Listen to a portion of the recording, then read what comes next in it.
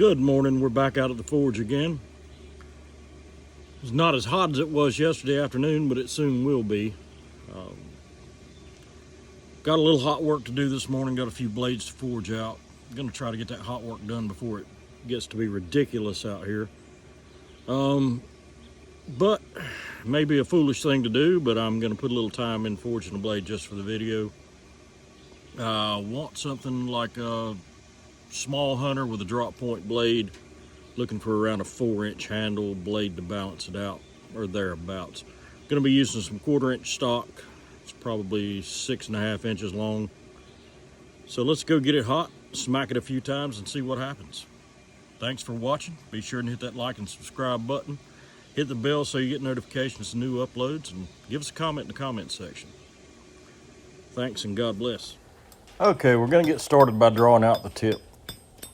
I know lately I've been using a lot of stock that I'd pre-cut the tip on, and I decided not to do that this time, just so I could draw the tip down here on the video.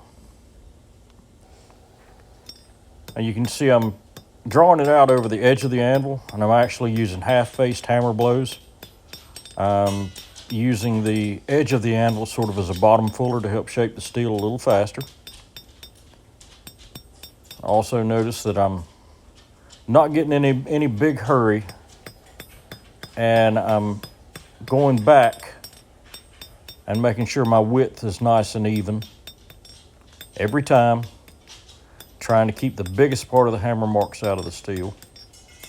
Flat and even are your friend.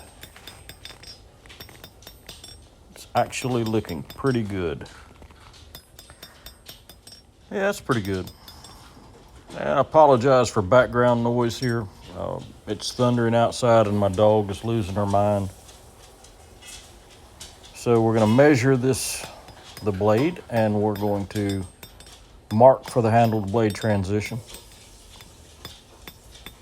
Once again, every few blows, turning it over to make sure the width stays the same, because the steel will thicken as it's pressed together.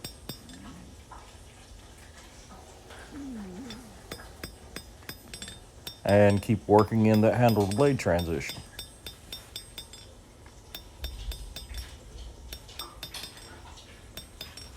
It's looking pretty good. Need to work on rounding it out a little bit. Measuring, length's right. Yeah. No, not happy with that. Need to do a little more work before we move on. So we're going to go to the horn of the anvil and round out that finger choil a little bit. Once again, back to the flat. Make sure everything stays the right thickness.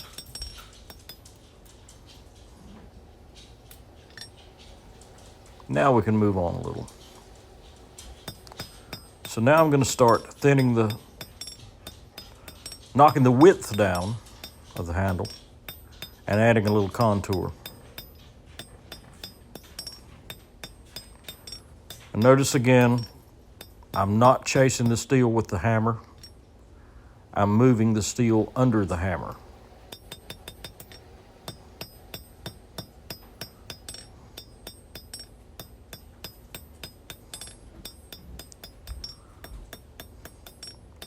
There we go, it's actually looking pretty good.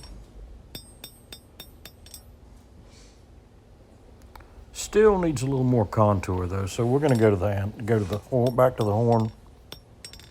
Try to straighten that blade out a little bit and knock a little contour into that, more contour into that handle.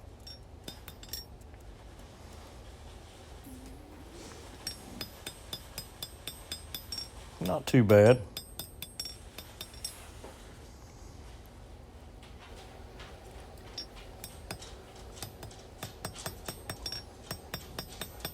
Straighten everything back out, because the blade had got bent up way too far. And I'm alternating between the face of the anvil and the horn on this heat. Didn't have time to move the camera every time. That's looking pretty good. Now we'll start working out the bevels.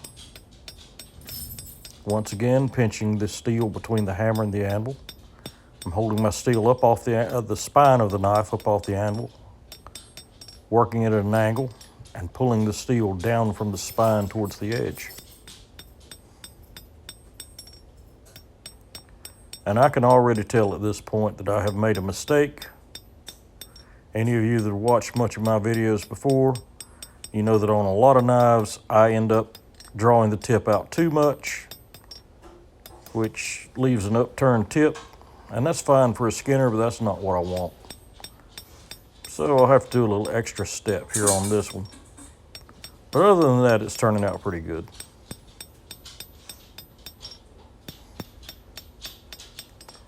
Yeah, I could leave it alone and make a fine Skinner blade, but I want a drop point. So what I'm going to end up doing is going into the grinder and just nipping off that little upturned tip.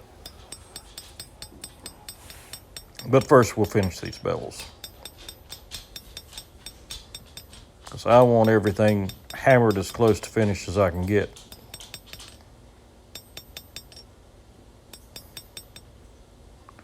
It's actually looking pretty good.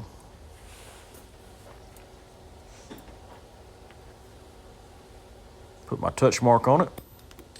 Oh, and there, now it's drop forged.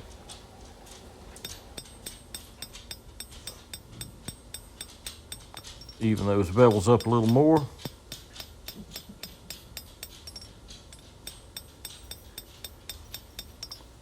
And you can see I've gone to the grinder and nipped that little tip off. So now I have the drop point shape that I wanted. Clean up the profile and she'll be ready to move on. Yep, that'll do. All right, well, I left the door to my temper oven open in the forge a few days ago, and the birds have built a nest in it. So I've been using the temper oven in the house to temper blades. I didn't want to do that with the one I forged today, so I just did it the old-fashioned way. I've showed you how to fire temper blades in the past on some other videos. But anyway, it's finished up, and this is what we've got. Today's blade finished up. Did a little quick etching on it, nothing fancy. We've got an anchor on that side. And on this side is a live oak tree. Anyway, it's going to be a nice little cutter. Thanks for watching. God bless and have a great night.